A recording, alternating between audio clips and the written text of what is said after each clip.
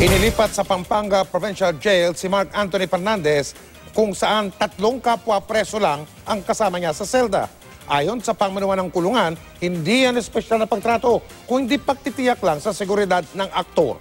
Nakatutok si June Veneracion. Mas maluwag at mas maayos na ngayon ang kulungan ni Mark Anthony Fernandez sa Pampanga Provincial Jail kumpara sa malasardinas na kondisyon sa pinanggalingan niyang Angeles District Jail. Pinayagan siyang magdala ng electric fan. May kutsyon ng kanyang papag. 3 lang ang kanyang kasama sa cell number 4. Malayo sa higit 100 bilanggo.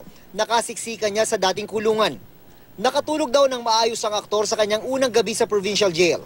Dito kasi meron sila talagang facility na befitting sa isang kagaya ni Mark. Kaya mas maigi yung niya rito sitwasyon. Nagpa siya ang pamunuan ng Pampanga Provincial Jail na ilagay si Mark Anthony sa mas maluwag na old building at hindi sa siksikang new building bilang konsiderasyon daw sa kanyang seguridad. Alam naman natin, kilalang kilala to, hindi natin alam kung lahat may gusto, kung lahat may ayaw sa kanya.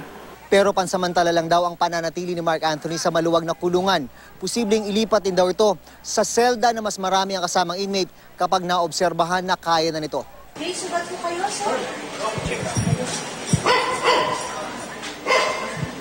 Nasugat? Saan po? Laro. Kapansin-pansin naman ang sugat ni Mark Anthony sa kanyang kaliwang braso, malapit sa kanyang pulso. Pero paliwanag ng aktor, nasugatan siya na makipag-basketball sa mga kapwa inmate nung nasa Angeles District Jail pa siya. Sabi niya sa akin basketball eh. Nag-basketball siya. Hindi ko alam. Basta yun kung anong sinabi niya, yun ang paniniwalaan ko. Nung nasa Angeles District Jail pa si Mark Anthony, inireklamo ng ilang dalaw ang anilay mas maluwag na trato sa mga bisita ng aktor habang sobrang higpit naman sa kanila. Kaya nakikiusap ang warden ng Pampanga Provincial Jail sa mga kamag-anak ni Mark Anthony na sumunod sa itinakdang oras ng dalaw para hindi sila makusahang nagbibigay ng special treatment sa nakakulong na celebrity.